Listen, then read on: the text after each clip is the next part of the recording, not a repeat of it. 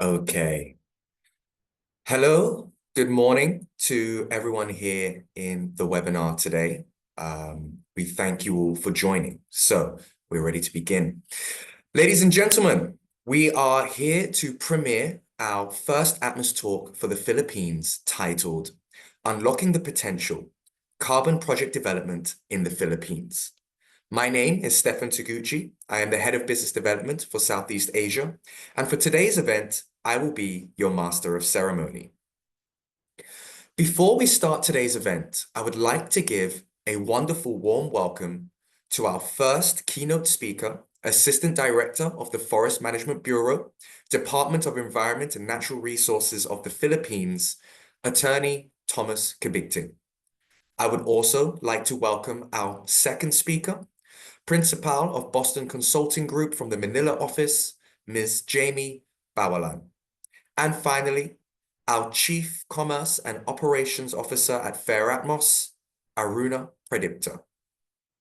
Also, I would like to give a warm welcome to our esteemed guests who have signed up and joined today's event.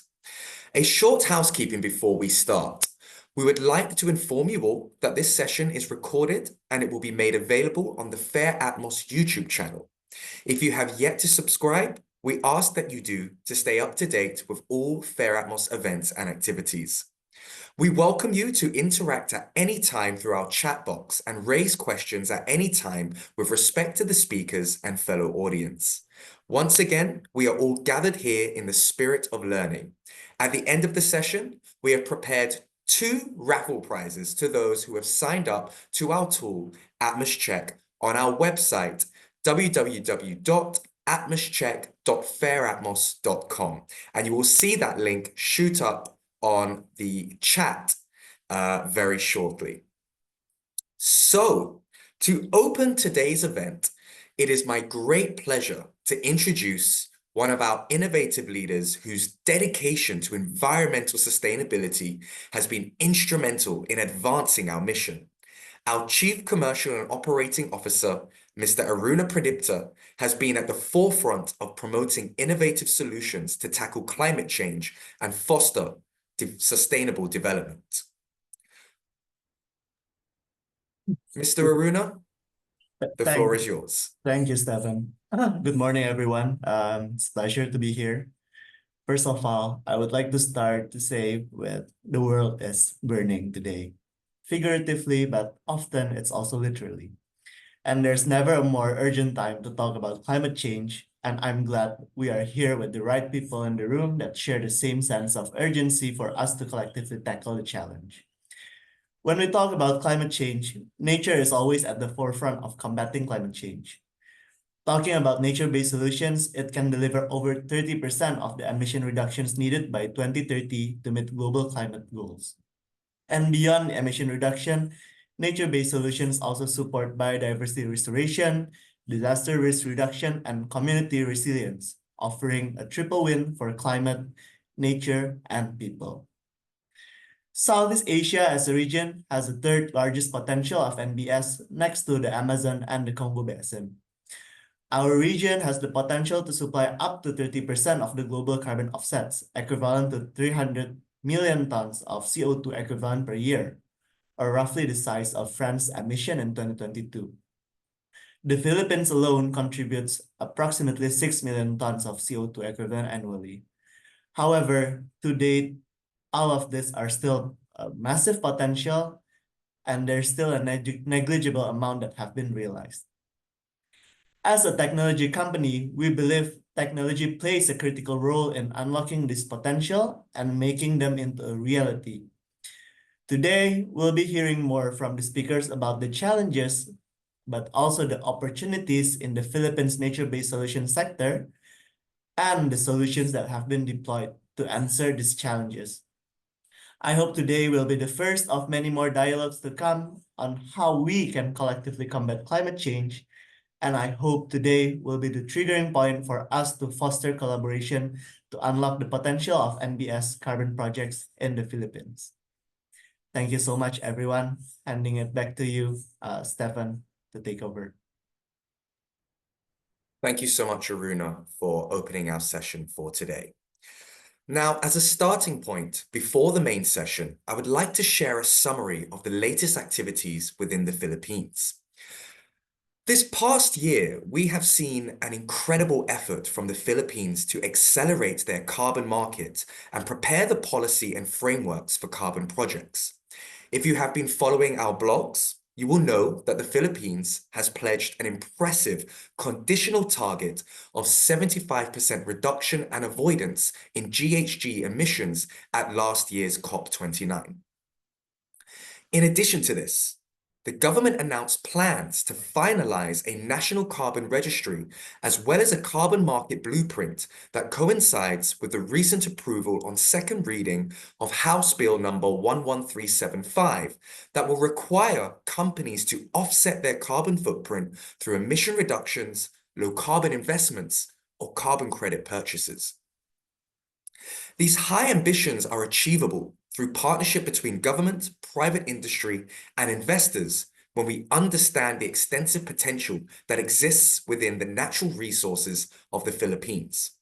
In a report released in partnership between Fairatmos and BCG, and according to the UN FAO, about 7,665,000 hectares of the Philippines is forested. So, with the combination of resource potential and governmental direction, the Philippines has emerged as one of the ideal regions for carbon project development. Today, we will delve into one of the most promising strategies for addressing climate change, nature-based solutions. By harnessing the power of our natural ecosystems, our forests, wetlands, and rich biodiversity, we can enhance resilience, mitigate climate impacts, and unlock economic value, balancing development with sustainability. So, I would like to give one more reminder to sign up to our Atmos check so that you can also see how you can get involved and look at the land that the Philippines has. That link is there to be signed up in the chat. So, let's get started for our main session. With the Department of Environment and Natural Resources set to set aside 1.2 million hectares of land for investment, we aim to discover how to unlock this natural potential of the Philippines and what are the first steps we can take towards establishing our carbon projects and recognizing its financial opportunities. To continue this discussion, it is my great honor to introduce our keynote speaker, Mr. Ray Thomas Fernandez Kabigting, the Assistant Director of the Forest Management Bureau of the Philippines. A little background. Since he joined the civil service in 2013, Mr. Kabigting has been a member of the Philippine delegation in major international conferences, the International Tropical Timber Council, where he is the chair of the Committee on Economics and Marketing and Committee on Forest Resource Industries, the United Nations Forum on Forests, the World Forestry Congress, the Conference of the Parties of the United Nations Framework on Climate Change Convention, and the Conference of the Parties of the Convention on Biodiversity. He is also the official representative of the Secretary of Environment and Natural Resources in the Board of Trustees of the Forest Foundation of the Philippines, where the Department of Environment and Natural Resources sits as the vice chairperson. He is also registered in the United Nations Framework Convention on Climate Change's roster of experts. Aside from this, Mr. Kabigting is also the official representative of the Bureau in the Presidential Mining Industry Environment Awards National Executive Committee and the vice chairperson of the Mining Forest Program. Mr. Kabigting holds a bachelor's degree in forestry from the University of the Philippines and a Juris Doctor. Everyone, please join me in welcoming Mr. Kabigting. Thank you so much. Can you pull up the message? Thank you to the founder and CEO of Fairatmos, Natalia Rialaki Marsudi, to my co-panelists, experts, notable guests, partners, distinguished guests, and friends, a pleasant morning to all of you. It is an honor to be here today to speak about one of the most impactful investments we can make, forests and forest carbon projects, As stewards of the environment and sustainable development, it is our duty to recognize the significance of forests and direct our investments towards its conservation, restoration, and sustainable management. As we continue to combat climate change, it is important that we consider the economic potential of forests beyond timber. Investing in forest carbon projects provides revenue to project developers while helping the environment reduce greenhouse gas emissions through forest conservation and reforestation efforts. By adopting sustainable practices, we can unlock a wealth of opportunities that contribute to local economies while ensuring the health of these ecosystems for generations to come. In 2023, the Forest Management Bureau announced the potential investment areas in the Philippines amounting to more than 1 million hectares of land. These areas are within the production forest zones and not covered by any forest tenure instrument, other management agreements, and ongoing national greening program. These investment areas provide forestry investment opportunities in the Philippines to be marketed for potential investors through the Forest Investment Portal, or what we want to call Tagpuan. Such initiatives are part of our goal to involve and encourage the private sector in sustainably managing, developing, protecting, and conserving our forests. The DNR is also continuously working on policies to promote market mechanisms for forest carbon projects in the Philippines, and we have been collaborating with our development partners, engaging in meetings to strategize how to effectively mobilize available resources for our forest carbon costs. As one of the parties to the Paris Agreement, the country is committed to take concrete actions to limit global warming and reduce greenhouse gas emissions to mitigate the effects of climate change. The challenge before us is a matter of will, collaboration, and funding. Forest carbon initiatives require investments from businesses and individuals and innovative policy frameworks from the government that incentivize forest protection and restoration. Let us rise to this challenge with urgency and dedication. Together, we can help our forests to thrive and continue to play their vital role in protecting our planet, securing a sustainable future for generations to come. Thank you.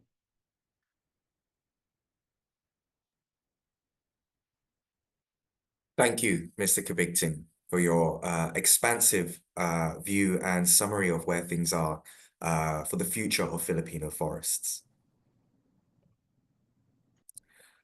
Now, as we transition to our next speaker, we're excited to delve deeper into the topic of nature-based solutions and their critical role in climate change mitigation and adaptation in the Philippines. To lead us through this important conversation, we'd like to introduce our second guest speaker, Ms. Jamie Bawalan. She is a principal at Boston Consulting Group and leads the climate and sustainability as well as social impact topics for BCG's Manila office. She has been the lead of key climate initiatives with the PH government, including the investment mobilization and localized climate analytics work for the National Adaptation Plan and the support for the Philippines' inaugural pavilion for COP28. Jamie will be sharing her experiences regarding how to navigate the carbon project journey from eligibility to implementation. Jamie, thank you so much for joining us. Thank you, Stephen. And thank you to the Fairatmos team for having me. And yeah, indeed, aside from the topics or coverage that Stephen did share, I've been covering this carbon credits topic actually for the region alongside other BCG leaders within the climate and sustainability practice, right? And today I've been tasked with talking about what I've seen in the market, specifically how starting strong in the development cycle can really help unlock project sustainability and, of course, the highest levels of impact. But actually, before getting into the imperatives for project development, I also want to say and take a different perspective, right? Which is to say that BCG is a committed buyer of such carbon credits. And as a global organization, our goal is to actually reach net zero climate impact by 2030. In fact, we've already been certified carbon neutral by 2018, right? But back to this net zero goal, it's about pursuing a dual strategy, right? And that dual strategy means that first, of course, we try to reduce emissions as much as possible. This is through initiatives such as ensuring our offices are powered by renewable energy, ensuring that we're streamlining business travel as much as possible. And as a principal, even I get monthly reports of carbon footprint across my teams. And it's one of the many sort of softer strategies that we employ to ensure that everyone of us is contributing to the goal. But back now to the second part, very important part of that strategy, right? Which is, of course, buying carbon credits of the highest quality. And within this carbon credit purchase strategy, we're even investing in more cutting edge technology. As of the end of 2024, we were part of, I think, the top 10 companies in the world buying these more durable carbon dioxide removal credits with our most recent purchase of about 50,000 credits around December. And this is all to be seen in the CDR website, right? So top of this list, or of course the likes of, and you'll hear these names quite often: Microsoft, Amazon, Google, Airbus, etc. We've also taken a very interesting step of announcing the average prices that we're actually expecting to pay for these credits, right? So it's quite different from what we'll see in the market today, at least the ones that will pop up when we do Google searches. To be specific, we have announced that we expect to pay prices of $35 per ton by 2025, this year already. And that could go up to $80 per ton by 2030, right? Of course, we're not just buying engineered solutions, a huge chunk. Of course, that would have been like really easy, right? Because at the end of the day, it's quite easy to actually measure the carbon impact of such engineered solutions. But actually, a huge chunk of our portfolio is dedicated to very high quality nature-based carbon credits. And when we look at nature-based carbon credits, we've internally developed our own evaluation framework and ensure we're also leveraging third-party rating systems like Silvera to ensure the climate impact of the projects that we are investing in are real and verifiable. And I would say that's true for all of the other quality buyers, right? I'll call them quality buyers right now. But essentially, we're one of the many global names that are looking to buy the quality carbon credits, but in a quality way, right? So that means that we're actually actively looking at the types of projects that we're into to ensure that we don't the impact is real and we don't run the risk of being labeled as greenwashers or anything like that. So it's not just BCG. Of course, again, you'll hear these names quite often when you see these carbon sort of commitment announcements, right? Like Amazon, Microsoft, you name it. So these are the leaders in the space. And the prices that are being expected to pay are at the range of $35 per ton, $40 per ton, $50 per ton. And in some cases, for nature-based carbon credits, I think the highest that we've seen was around $80 per ton. So it seems like this is like quality sort of buying, right? And I think just recently, for example, although it's not that at those levels, there is this thing called Leaf Coalition, which is committed to reforestation in Brazil. Coincidentally, that's where COP this year will be. But there's been a recent announcement of about, I think, $180 million for funding for a specific state in Brazil for about 12 million credits for about $15 per ton each, right? BCG is a member alongside Microsoft, Amazon, Bayer, Bayer, and H&M. But again, right, these are sort of the long-term sort of commitments as well as price signals that come to very, very high quality carbon credits. And what does it mean here? Aside from like good pricing, quality buyers will also be able to support quite a lot of the project upfront, right? And this is really important. I'll come back to this later, but you see a lot of these advanced agreements, whether it's an advanced financing, offtake agreements that will then allow you to sort of go back to the bank and say, hey, like I have this agreement, I should be able to borrow at better rates. And then of course a big early support for the projects and just branding that enables sort of all the other players to come in with sort of the anchor purchase already. So as the Philippines, right, we won't get there right away, but we have what it seems are like the right fundamentals to establish this, the presence within this quality buyer space. And I want to make the next point of, quality buyers actually do want quality credits. That sounds very motherhood, but I think what we did as BCG is like we did do something like a conjoint analysis within the past year or so. And essentially, it's going to be a survey among 500 company leaders that are in charge of their carbon buying portfolio, right?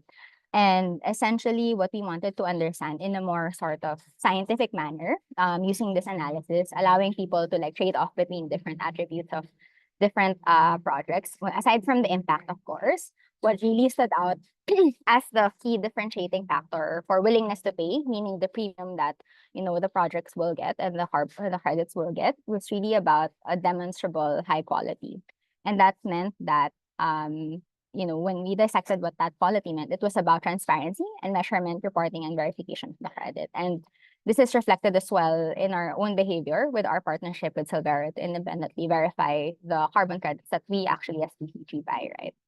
And so I think that's a good segue to the next point, right? In that, I really do see that quality credits start with more of these quality quantifications.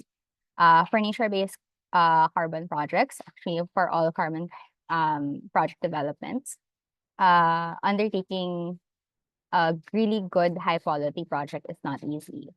To truly, actually pursue the impact that we want, there's a lot of upfront investment. And it's going to be unfortunate also that the timelines to financial returns and the first cash flows from generating the credits, typically, at least not like these super well-rated projects, are not fast, right? So it takes 5, 7, or even more years to be able to realize that first crediting and of course those first sort of cash flows from the sales. And in the meantime, you're engaging with the communities, you're asking them to change their behavior somehow. You have salaries to pay, you have supplier invoices to be settled, and all of these sort of stack up within that time frame that you're waiting, right? And that's why, a lot of the projects that we were talking about earlier are getting advanced funding. But that then sort of leads to this importance of building the absolute right evidence base upfront, that these investments will actually bear fruit in the first place.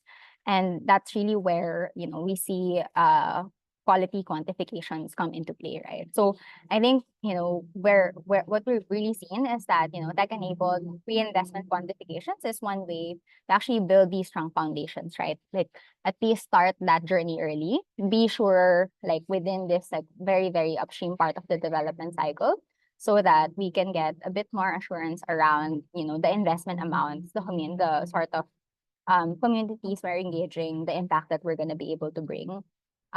Because it's different for nature-based projects, right? It's not as easily measurable as engineered solutions. And although the methodologies exist, each forest-based carbon project will be very, very different. When we were looking to deploy nature-based solutions to aid, watershed restoration within our adaptation work in the Philippines, we quickly realized that we needed a very robust first quantification of the generation potential within the specific watershed areas we were targeting. And essentially, we're seeing that the coverage could be different, the existing land cover is different, part of the communities around it is different, and even sort of the potential use of the different sites were very, very different, right? And it was not enough to sort of look at like different benchmarks and do the research around what the potential ranges might be, right? Otherwise, I think we've been in these early discussions, we were talking about what would it take? These are the potential, per hectare tonnage that we could get or per year tonnage that we could get. But it was anyways, not as strong of a conversation when it was really just about benchmarks and looking at it from an outside-in perspective.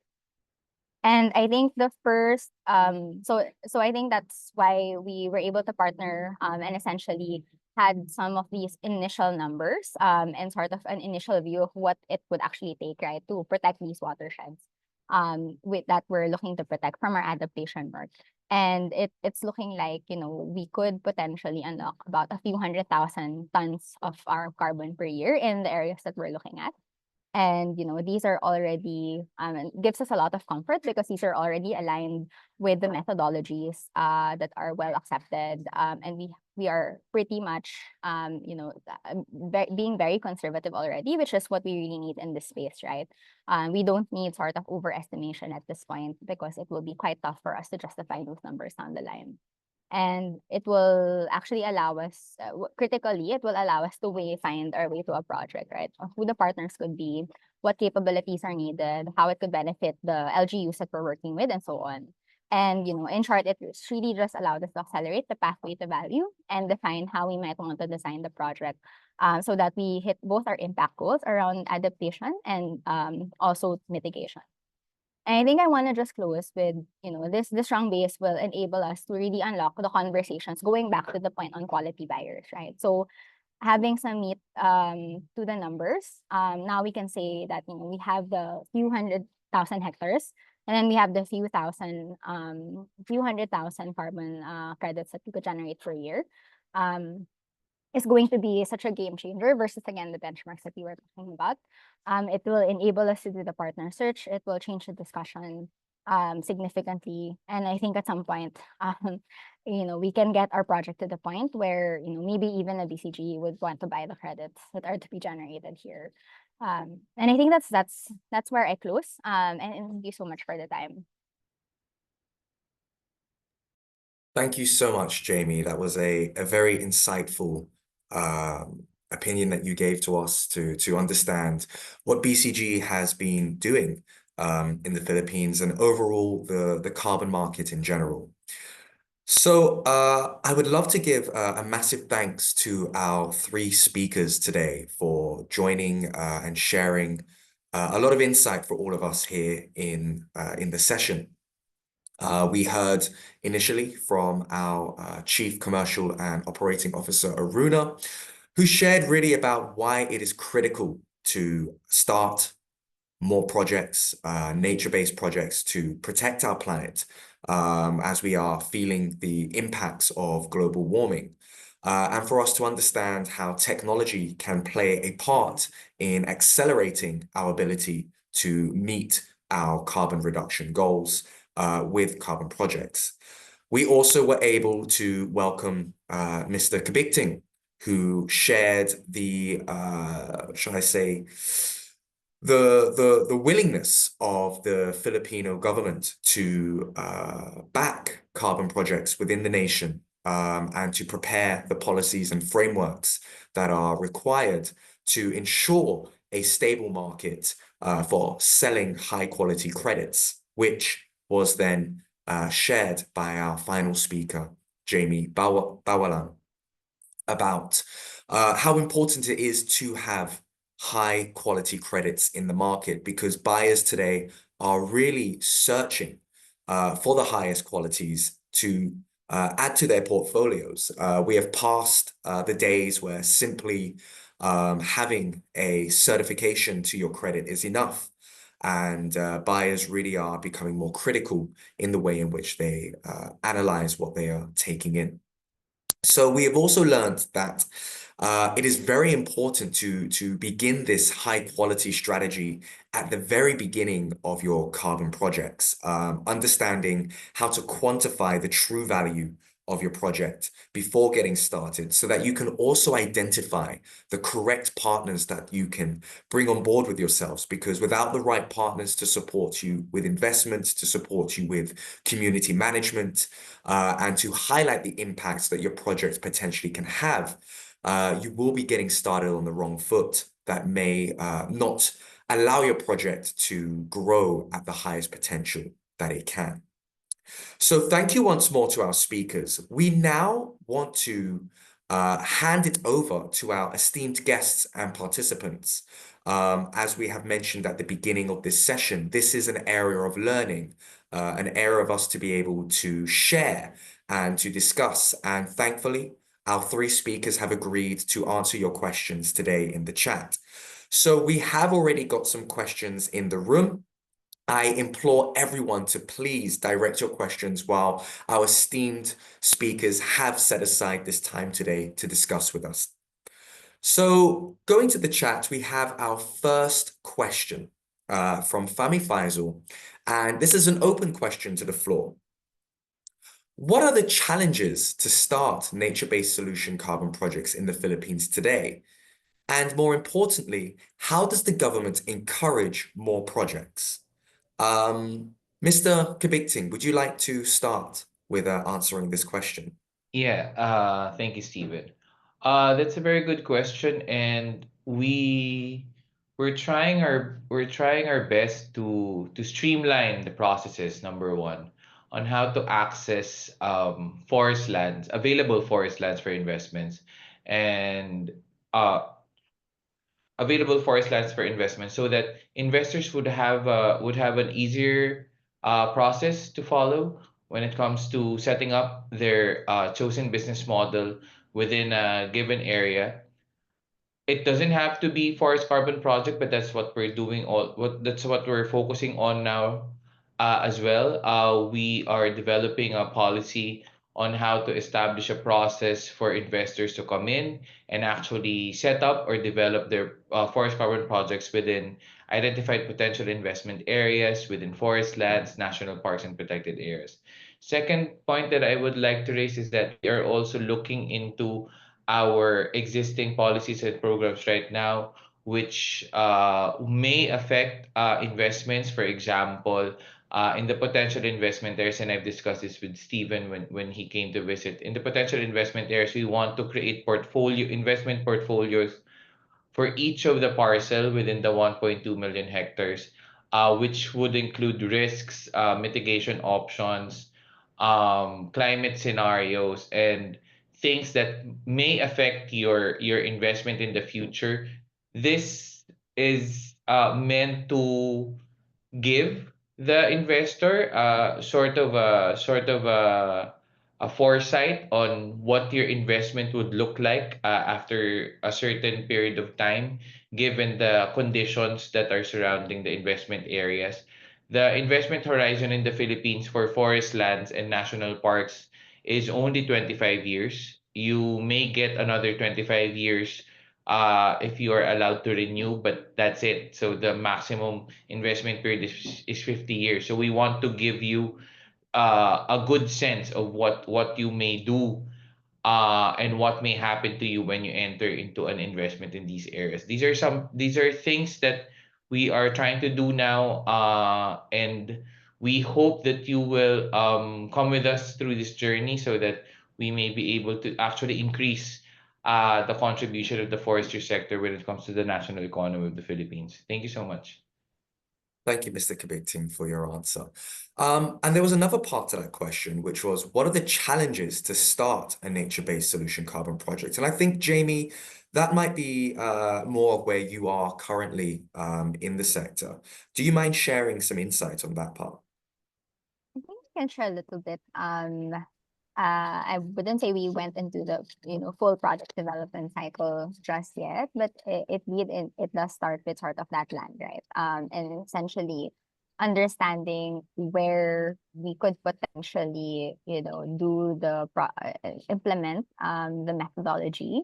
And of course, this is going to be working really closely with the government, with the local government units as well, to be able to ascertain where these key areas are, right? And I think that's something that we've been, I think, with your team creatively trying to figure out, because we needed to for the spaces that we're looking at.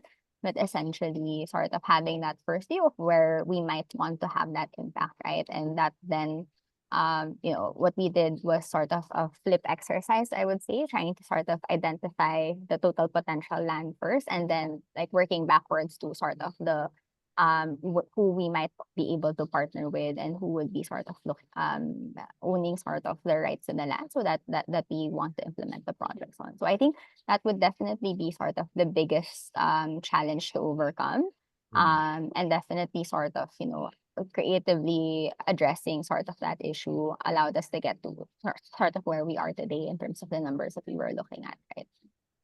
Yeah, that makes a lot of sense. It seems that, the biggest challenges always appear very early on in the project, before the project has even begun.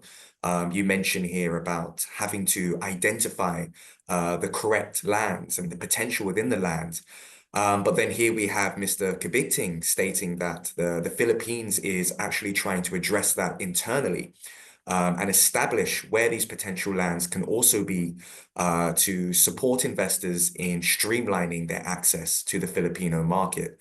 So fantastic answers from both of you. And I think that with a discussion today, and as we go on to also show you how Fairatmos can support, there are ways that we can really address these challenges. Another question is from Samuel. He mentions, how is the carbon market in the Philippines? And more specifically, does the Philippines have a compliance market or do they acknowledge the voluntary market? Mr. Kabigting, maybe that would be better suited to yourself. Yeah, so at present, the Philippines does not have a domestic carbon market. That is something that we are establishing this year through the help of the Asian Development Bank. So we want to be able to provide the Philippines a pathway on how it can to access Article 6 benefits and markets internationally. We do recognize the voluntary carbon market. We are designing and crafting policies and programs right now to support the voluntary carbon market and to actually provide investors with a streamlined process on how they can participate in that market through forest development and forest protection. On the last question on the compliance market, we do not have any compliance market in the Philippines. We are looking into how an ETS or carbon taxation can affect the Philippine economy and the whole citizenry. This is a project that we are doing with the World Bank, being led by the Department of Finance, where the DNR, myself included, sits as a member of the technical working group. Thanks, Stephen. Thank you, Mr. Kabigting. Going forward, and I think this is a question best aimed for Ms. Jamie. We are obviously talking about nature-based solutions, but Mr. Pratama asks, what sectors in the Philippines offer the most potential for carbon offset projects?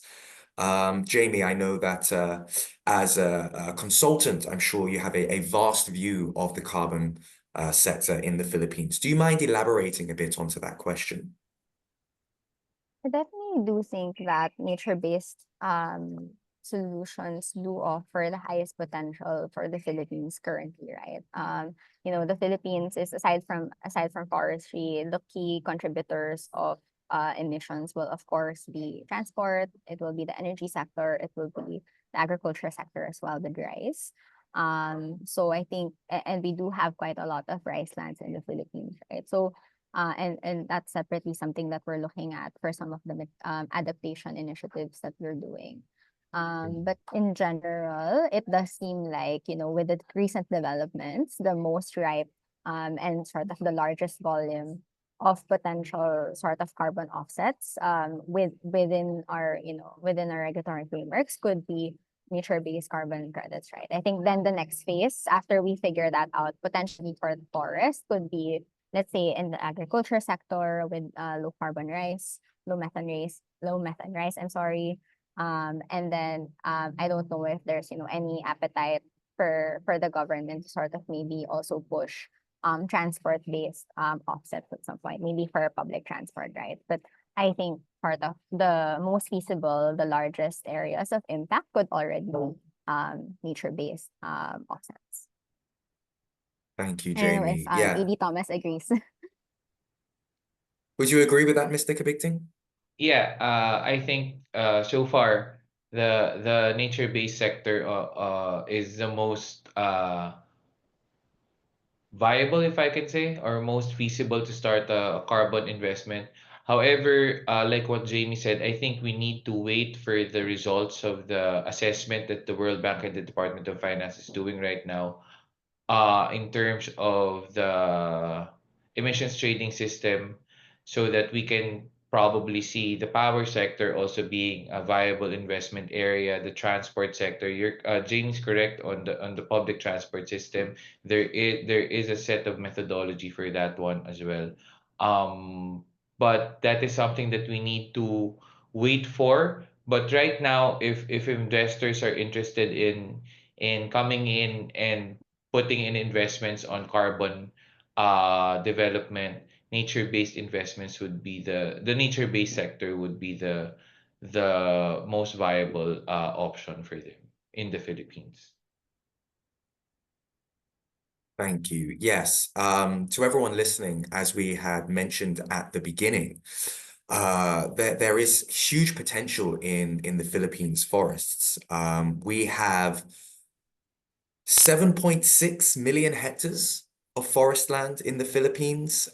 With the report that we had did with BCG and ourselves, the Philippines can contribute about 6 million tons of carbon emissions annually. And as we said, this has not been completely realized. So the potential really is there. And with the activities that are being undertaken, there is no reason why NBS can't be the biggest, or should I say the earliest contributor to those offsets. So I would like to move on to another question. Who are the potential investors or funders who can support carbon projects in the Philippines? Is there anything in place or players that we know of that are actively willing to support those who may already have land that want to turn them into carbon projects? That's a good question, Stephen. One of the peculiarities in nature-based investments in the Philippines is that um, FDIs or foreign direct investors are not allowed by the Constitution to actually put in and be the sole investor or be the sole JV partner of the government in utilizing, developing, and exploiting natural resources in the Philippines. It's part of the Constitution. It's only the FTAA or the Financial and Technical Assistance Agreement in the mineral sector that the Constitution allows for 100% foreign direct investment. So what you need to do is that for foreign investors interested in developing carbon projects here in the Philippines through nature-based solutions or nature-based investments, the uh, the maximum equity that a foreign investor can have is 40%. 60% should be owned by Filipinos. This is something that is highly considered when it comes to coming in to the Philippines for nature-based investments. We have looked into ways on how to possibly address this negative listing in terms of the Constitution, but as everyone knows, and I think it's fair to say that it across the world, changing the Constitution is very difficult. So what we did instead was we looked internally and examined internally how we can streamline the process for FDIs to come in at 40% equity, and we have employed a number of strategies. For example, an SPV or partnering with a 100% Filipino corporation through a multi-party joint venture agreement with the government, and a whole number partnering with communities on the ground who are tenured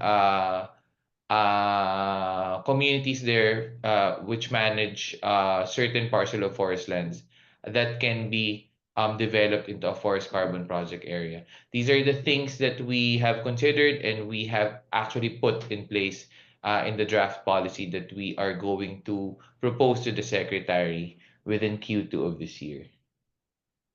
Thanks. Phenomenal answer. Thank you so much, Mr. Kabigting. That was an extremely insightful response there. I do want to follow up with that response, Mr. Kabigting, as we have a question directed towards you in the chat, which says, great information to now Assistant Director, Mr. Kabigting. We are happy to learn that almost every aspect in carbon and its market development have been touched for further research, fine-tuning, and safeguarding, making sure the systems, policies, and spaces are supporting, facilitating. Congratulations on your progress. You just gave a timeline in touching voluntary market support this year. How about the timeline for everything else? Fine-tuned policies, frameworks, rules and regulations, guidelines, cross-cutting with other existing policies, and so forth. Do you mind to give a bit more of an elaboration to that? No, not at all, Steven. And thank you for the congratulations. And well, the perfect timeline should have been yesterday. Everything should have been fine-tuned and issued yesterday. we are in the region, at least in the ASEAN region, we're kind of late already. Because Thailand, Indonesia, Malaysia have already started. Singapore already has two carbon exchanges in there, and carbon tax a very robust carbon taxation. Within the continent, China has a very good ETS system. Russia is doing well also with their natural gas. So the perfect timeline should have been yesterday. But in terms of the work that's being done right now, so we want to provide the country with a working and a thought of Article 6 market mechanism framework by the end of the year. If we cannot deliver by the end of the year, as you know, developing a market framework in a country that uh, is still touching on a number of emerging markets as well is very complicated, and the complexities are really nuanced. So at the most that we will deliver it is by February 2026, but we are targeting by the end of the year we have that market framework in place. For the voluntary carbon market, actually the voluntary carbon space does not require any institutional arrangement for it to happen. Because it's voluntary. The word itself is voluntary. But what we want to provide is a clear set of guidelines on how you can access natural resources and forest lands for you to be able to develop voluntary carbon projects in the country. We want to do this by mid-year this year, just in time for the just in time before the COP30 in Brazil. Other than that, we have been looking at a number of policies as well. For example, revenue collection, streamlining the processes in applying for a 10-year instrument within the country that does not only affect forest carbon investments but would affect all potential investments within forestry. And finally, we are strengthening and actually improving in identifying our potential investment areas so that the investors would already have, like what I said earlier, would already have a good idea of where to go, what that place looks like, and what that investment would look like within the investment horizon available in the Philippines. You are a wealth of information, Mr. Kabigting. I'm sure our participants are so happy to hear that the government is so aligned with its timelines and really has put a lot of thought into making this market as accessible and as streamlined as possible. Jamie, we have a question here for you in the chat. During your session, you really focused also on the importance of quality credits, that there are not just high quality sellers, but also high quality buyers, and everything really has a much higher standard in the market today. So we would like to share with you a question that asks, how do you see MRV tools as becoming essential into ensuring the quality? And I would also like to add to that is, how do you see technology as a whole supporting this quality within the carbon credit sector?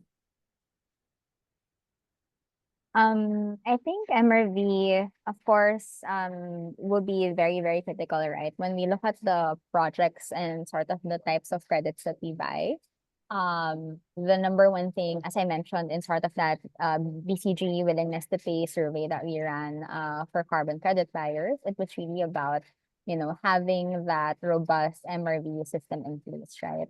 And, as I would like to say though, that the caveat is that there's buyers like BCG and like Microsoft, Amazon, who I'm sure have like sort of very robust evaluation frameworks for the types of credits we buy, and even sort of use third-party verification mechanisms, right? Like Silvera, to be able to ensure that the MRV systems are in place, the right MRV systems are in place. So there then has to be sort of essentially like easy way to understand how MRV is happening for these projects. And there are methodologies and everything, but ease of ease of understanding of whether the carbon credit was generated or not will always be better if you have some sort of digital tool and some sort of way to sort of tangibly track what those generation numbers could be, right?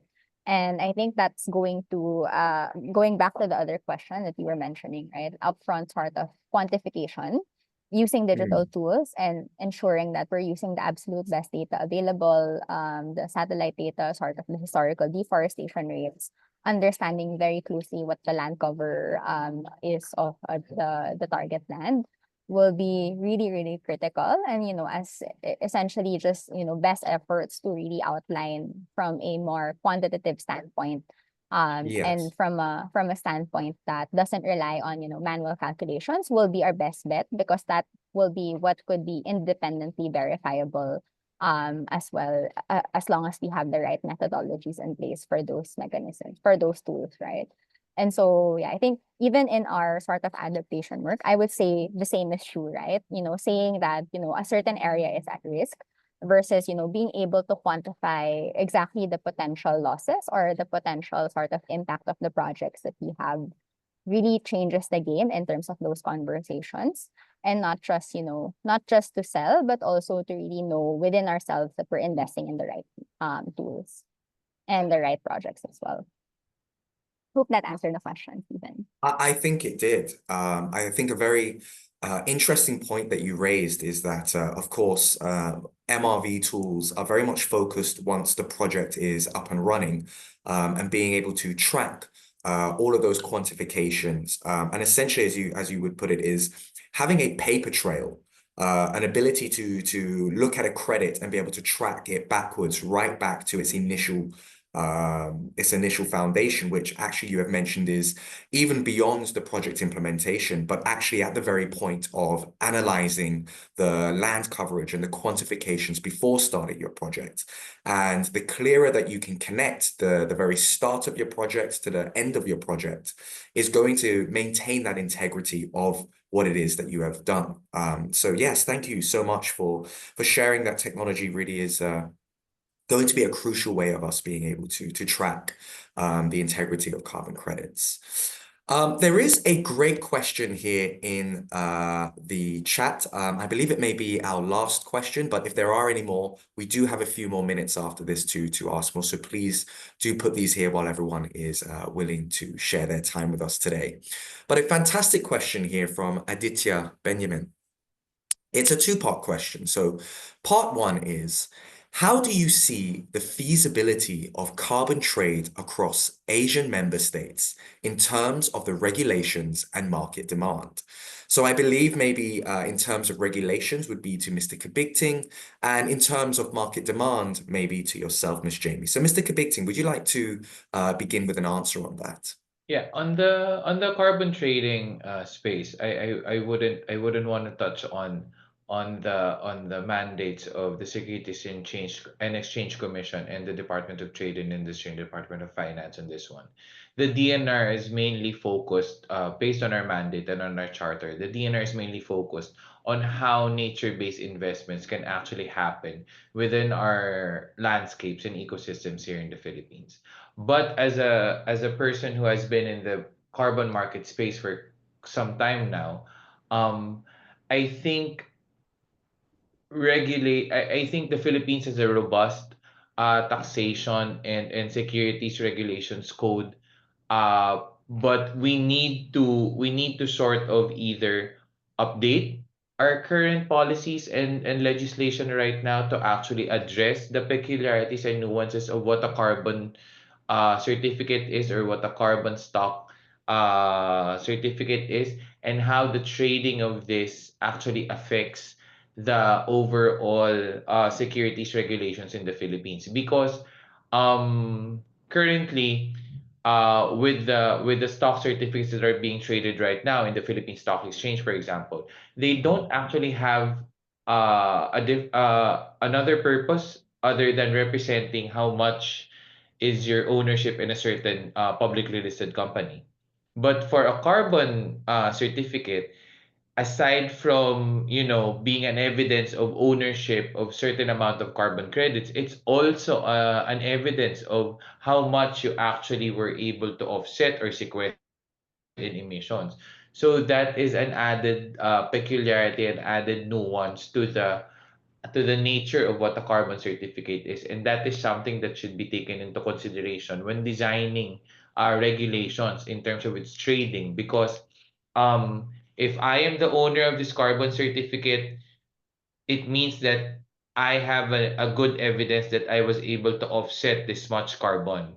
But if I trade it to someone else, for example, let's say Jamie, does that mean that Jamie now has an offset of her own and then I am now an emitter? So those are the things that we need to consider in terms of regulating these types of securities. And I'd like to leave to the experts the in-depth explanation, in-depth analysis of that question. Thank you, Steve.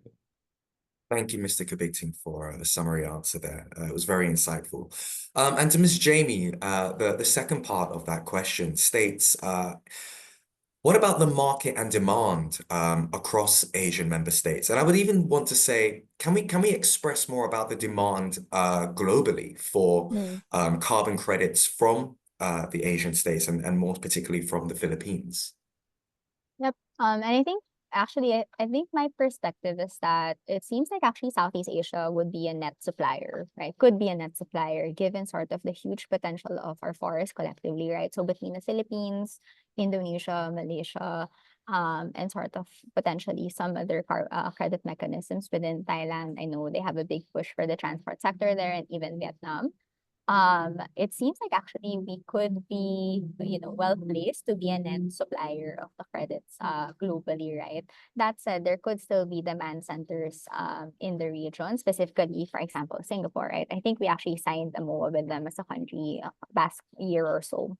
But I think to your point, Stephen, I think there could be sort of potential for, of course, the different countries to collaborate. I'm not talking about any of the legal stuff, but from a substance standpoint, it seems like we have quite a lot of strength in terms of supply potential. And that could sort of be a good sort of positioning for outside of the region, right? So when we look at, the demand centers of, let's say, even Northeast Asia, we don't have to go that far. It could be South Korea, it could be Japan. We're also like known in the market for investing in high quality carbon projects. And of course, then you go to your like Europe's, your North Americas, right? For essentially, I know, potential demand centers as well. So I think, that's how I think of ASEAN. But of course, that doesn't there's a lot of potential to collaborate across the ASEAN member states still. Thank you. Thank you. Yeah, we are a growing sector. Is the carbon credit market is still very much in its juvenile stages, but market demand is growing, and we can definitely be well, we should be ready for it as a member state. Okay, I believe that is all the questions that we have received from our chat, and we are just about to wrap up our Q&A session. But I think I also have one question for you both. It's a little less focused on demand, regulations. I'd like to ask you both, how excited are you for the start of this carbon market in the Philippines? Because this is really the beginning here. What do you see as the future for it, your excitement for it, and any words to people that want to get involved? Mr. Kabigting. Thanks, Steven. The country, the Philippines is 50% forest lands. We have of that 15 million hectares, half of it is covered by forests. And yet our GDP and our national economy does not reflect or will not show you any contribution from the forestry sector, which is kind of odd for us. In the 1960s and the 1970s, the forestry sector was actually one of the backbones of the Philippine economy. We by exporting quality indigenous timber. And now we've found a way to actually turn forest conservation, forest protection, forest rehabilitation into a viable business model. And who isn't excited for that? Like you grow a tree, you keep it standing, you improve biodiversity, you improve the quality of life of of forest dependent communities, improve the quality of the environment around you, and make money out of it. I don't think it needs a lot of explaining, and I don't think it needs a lot of hype also, Stephen. So thank you very much for having me here, and I'm really excited for what's going to happen in the near future. Thank you, Mr. Kabigting. And Miss Jamie, how excited are Okay. you? Very excited. So AD Thomas, shared all the cool things that we might be able to unlock with this market. And I also like to say, right, on the positive note that indeed we are kind of late to the game, globally, but that also means that we get to benefit from all the lessons that, the rest of the world is gonna teach us around how to set up right. And so I think that's going to be an exciting start, right? How to start strong, start in a robust manner, and start in a way that really truly impacts the carbon market space. And again, we could be the leader at some point in that space, right? I mean, the potential is there, right? The Southeast Asia is a carbon sink, as we know. Philippines is really pushing to lead there. So there is no reason why leadership cannot come from this great nation. So a final thank you to you both for joining today. It has been so very insightful. I also would like to thank our guests in the chat room for your amazing questions that have been a really powerful section of this event. To everyone, your insights have provided us with a deeper understanding of the potential and challenges of nature-based solutions in the Philippines. This is a reminder to everyone, though, in the chat. Please, if you would like to be entered into our raffle, there is the sign up link in the chat to our AtmosTalk tool, which I will now be excited to introduce you to as we take you through a demonstration of the tool. In this next session, we are going to explore the cutting-edge technology delivered by Fairatmos that drives the success of carbon offset projects and nature-based solutions by presenting swift analysis of land eligibility and potential. As Miss Jamie Bawalan had actually shared with us, creating high-quality credits starts at that very initial stage of project development and understanding the eligibility and potential of it, as we also know that as being one of the biggest challenges to getting started. AtmosTalk is a pioneering platform developed by Fairatmos, and it offers the innovative tools and solutions to enhance the efficiency, transparency, and impact of these projects. So I will now begin by guiding you all through a platform demonstration focused on the Philippines.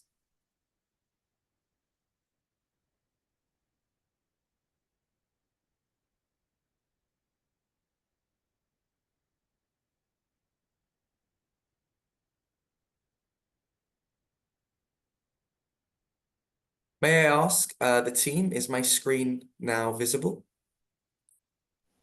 It's good. Wonderful. So for everyone, as you can see here, we are on the Fairatmos landing page, fairatmos.com. This is where you can begin your journey into exploring the potential and eligibility of your land or land in the Philippines in general. If you scroll down, you will be able to learn a lot more about who we are as Fairatmos and why we are here today, driving the conversation forward for the Philippines carbon market. You'll be able to learn more about our services, as well as the work and how we are aiming to do things differently to really accelerate this sector. So for yourselves, what you will want to do is come to the sign-in page and choose here AtmosTalk. You'll be asked to sign in, but if you do not have an account, sign up is incredibly quick. We simply will just need the following details and you too will be able to check your land as I will be showing you today. So let's go ahead and sign in. As we open up, we have our landing page that allows us to create a new project. We are an Indonesian company, so you may find it in the Indonesian language, but in the top, you can very quickly change it to English. So as we create a new project, you'll be asked the type of project that you would like to proceed with. In today's topic, we are focusing on nature-based solutions and therefore forestry projects. You will then be asked whether or not your land is located in Indonesia. Here we will say no. And a very important thing that we need to establish with our project is the current legality of it. What are the activities that are currently allowed within your project area? Is it able to be utilized for logging? Is it a protection-only area? Or is it also allowed to be clear-cut and replaced with other business activities? For today's demonstration, and as what we typically see with a lot of land, this is the most common legality. At this point, we will now need to upload our shapefile. If you do not know what a shapefile is, we have an example and a description here in the tool. But a shapefile is essentially the file that defines the land boundaries that you wish to analyze for the purpose of carbon analysis. If you do not have a shapefile, do not fear. Our tool will also allow you to draw a map over areas within the location that you wish to look. So if I was, for example, to type here Luzon, we will see the area here as our map has directly taken us to it. And we can very quickly draw a particular land location, seeing the amount of hectares that it covers, and proceed. For now, I will show you how that works by uploading shapefiles. So here we have our Luzon area shapefiles that we have predefined. We upload them one by one.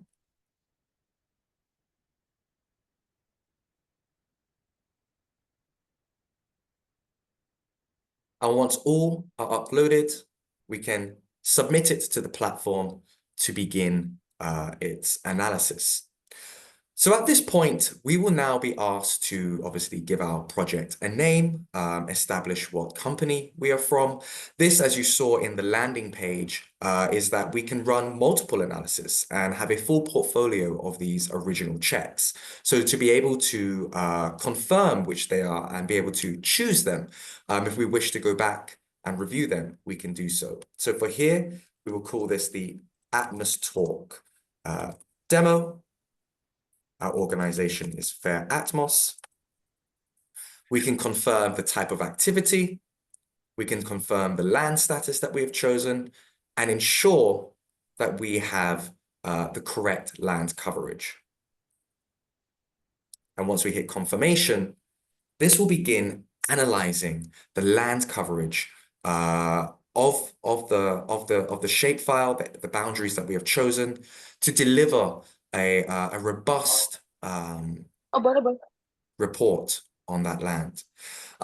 This is a fantastic tool right now, as mentioned by Jamie, to overcome those initial challenges of whether or not our land is eligible, and if eligible, how much potential is there within it. Typically, the market has shown us that we can spend thousands on a initial analysis without ever really knowing if it is even eligible before sinking costs within it. This is an opportunity for us to be able to analyze that free of charge at the very beginning stage. Just one more confirmation. Can people see the screen? Yes. Thank you. So here we have it. Congratulations, your project is eligible.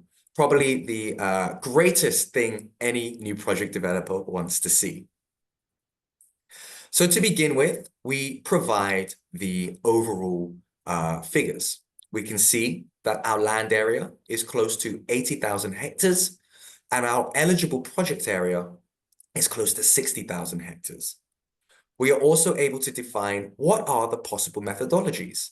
For here, we can see that we have REDD+, avoid planned deforestation, conservations of intact wetlands, and afforestation, reforestation, and revegetation.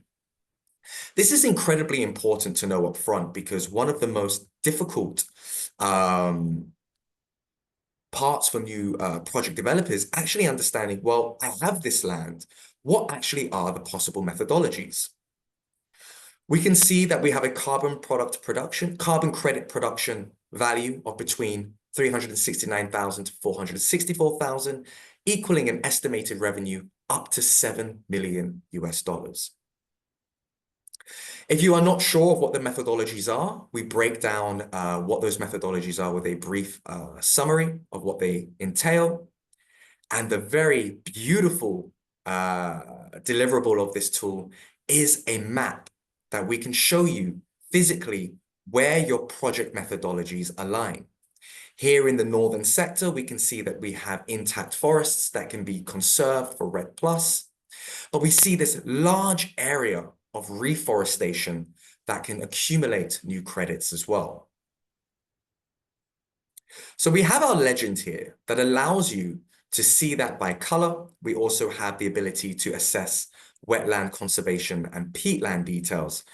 And what our tool is doing is assessing, utilizing satellite data, more than 30 different land coverage points, and comparing those to historical data to compare and deliver these amazing numbers that we see here. We offer conservative and aggressive numbers as we understand that this is an estimation.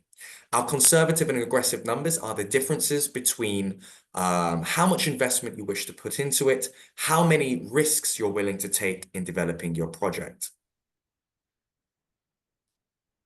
We can also see this below for the estimated annual income as well.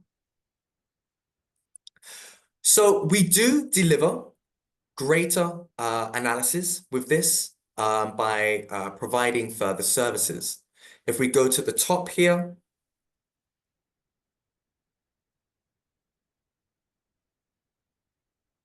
you will see that what we have completed today is just the pre-feasibility basic study. Beyond that, we can then provide pre-feasibility plus and premium services that will give a more refined figure to what it is that your project is delivering. And that would include financial models, community models, biodiversity models, and established baselines. And then beyond that, being able to provide feasibility studies, validation with your certification registries, and verification and beyond for monitoring, reporting, and validation tools.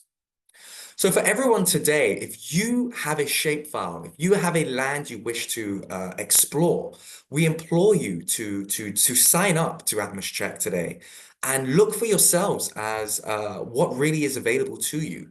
We can help you establish your project from these very early stages and begin this carbon development journey with you today.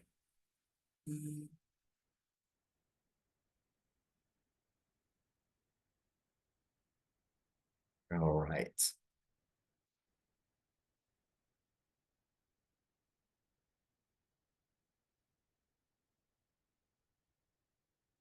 So everybody, now that we have completed the demonstration, we move towards the conclusion of our event. As we had mentioned at the beginning of today's event and through our marketing, is that we are drawing a raffle for 2 lucky winners who have signed up for AtmosTalk. A big thank you to everyone who has signed up. As promised, we will now be announcing the raffle prize winners.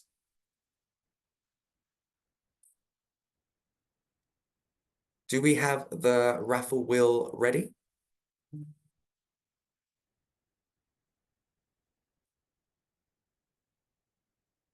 I'll allow our team to bring up our wonderful wheel so you can all see that you have a fair chance of winning today. Matthew, please spin the wheel.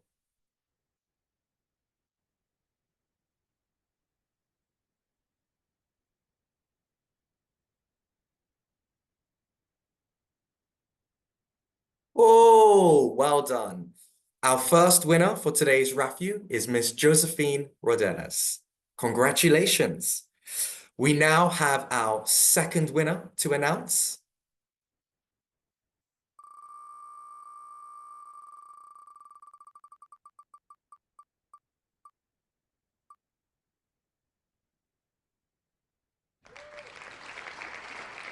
Congratulations to Hino.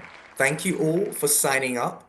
I believe signing up means that you were already a winner in being able to push forward with the project development today. And we still implore you all to be able to sign up to AtmosTalk. Our two winners will be walking away with a carbon credit for an emission offset. So well done to you all. As we conclude this moment and to commemorate it, I would like to ask everyone to open their cameras so that we can have a photo session to commemorate this memorable event. We will take 3 pictures so that we can capture everyone. I'll give everyone a few seconds to open their cameras.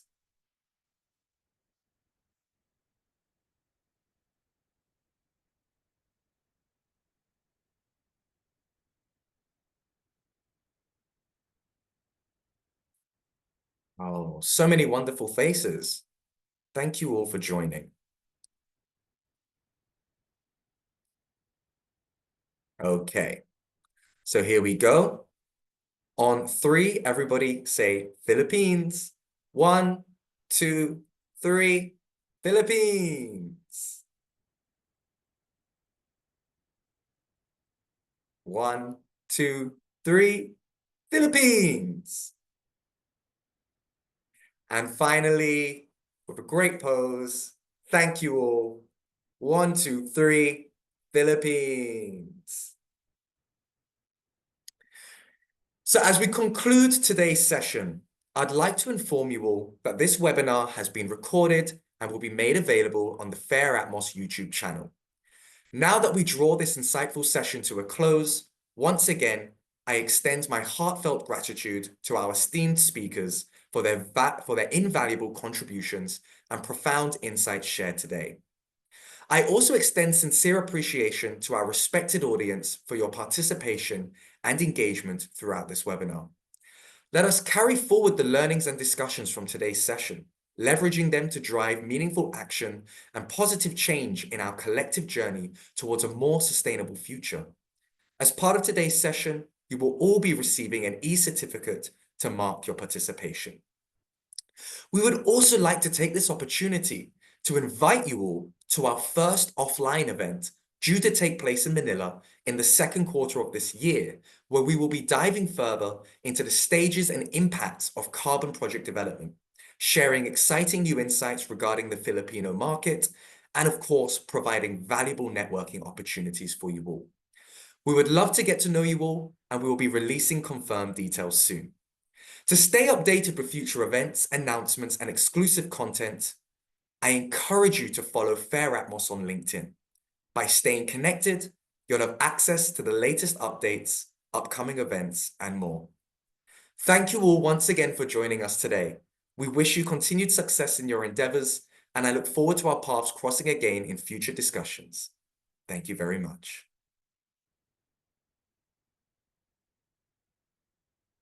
I also would implore everyone, please, to fill out the feedback form so we can improve on these talks for everyone involved and to hear how much you have learned today.